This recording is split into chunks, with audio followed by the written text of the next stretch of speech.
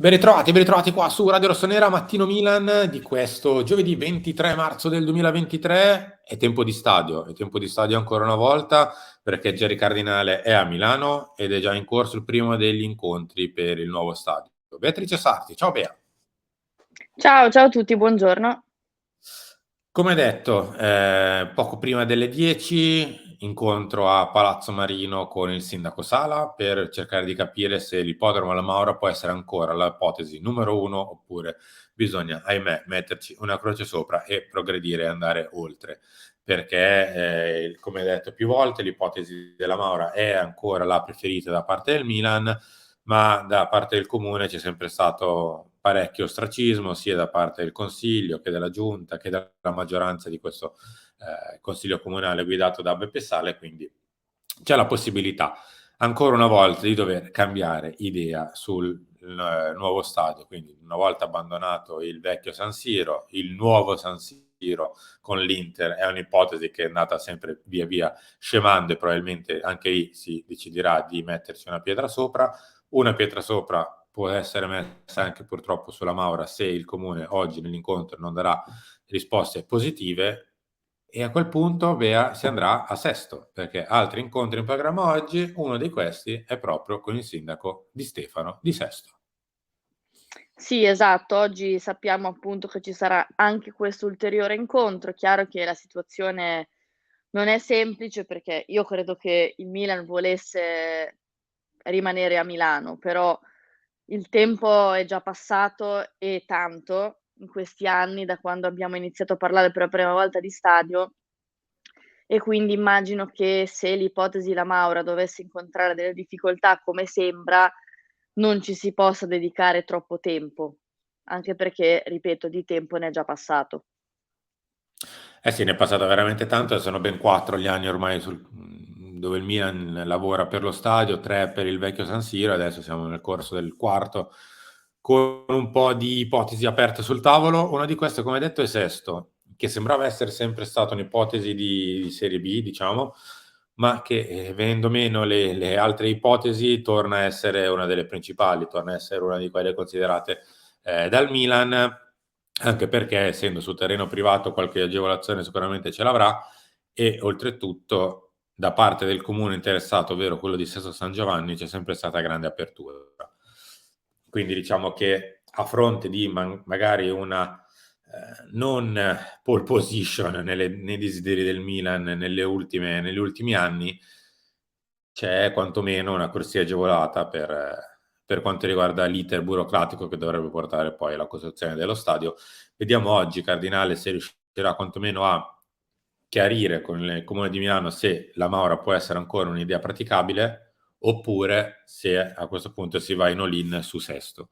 Anche perché le altre ipotesi che ieri avevamo fatto notare erano state un po' quelle dichiarate dai giornali, ovvero l'ipotesi numero 4 e l'ipotesi numero 5, cioè Rozzano e San Donato, sono proprio ipotesi di terzo, quarto piano, sono ipotesi sulle quali magari possiamo anche mettere noi una piccola X sopra già in anticipo. Restano in piedi l'ipotesi numero 1, cioè l'ippodromo alla Maura, e l'ipotesi numero 3, l'area Falche, Sesto San Giovanni di Milano Sesto. Cara Bea, io andrei anche avanti per quanto riguarda le questioni legate più che altro sul campo.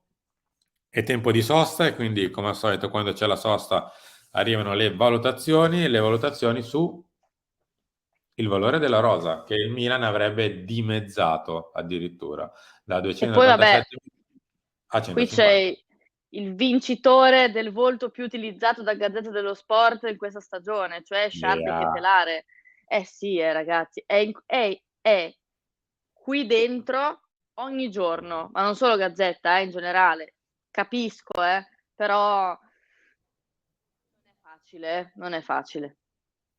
no, non è facile nemmeno fare le valutazioni qua in alto, di qui sopra, cioè un po' tot al chilo, perché praticamente perdono tutti la metà, da Calulu che ne perde 10, Tomori ne perde 20 dei suoi 50 milioni di valutazioni, dei Catellari 15, Leao addirittura 80, ne perde più della metà.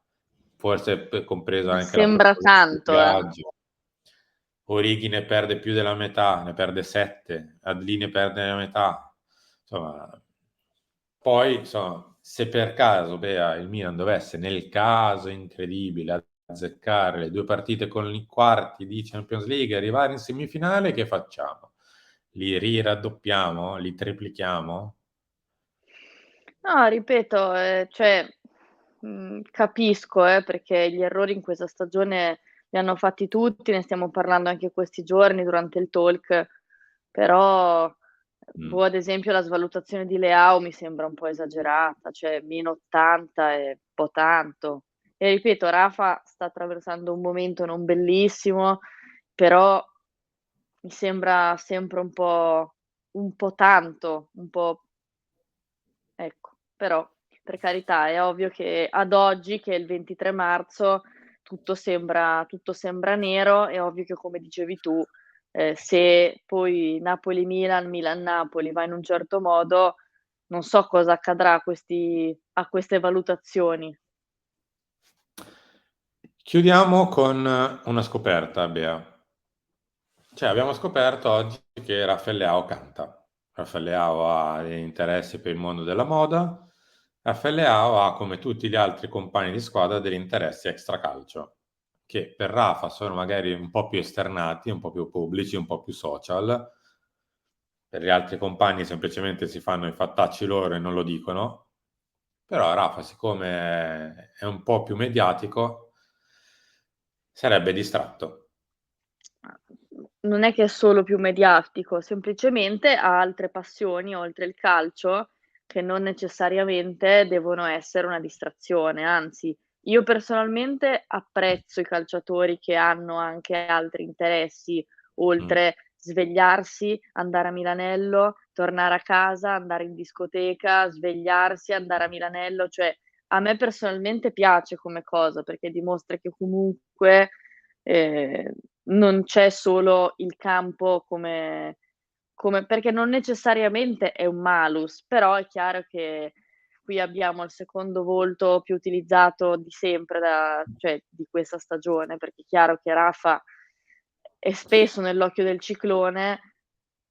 La colpa sua è sempre quel contratto, perché comunque, non possiamo sempre vederlo come vittima, no, è chiaro che anche lui potrebbe fare qualcosa per togliersi dalla situazione contrattuale che si porta dietro. Però moda e musica, quante distrazioni, mi sembra un po', cioè, non per forza sono delle distrazioni, cioè non per forza, ecco, sai cosa ti dico? Non per forza senza moda e musica ci sarebbe una situazione diversa.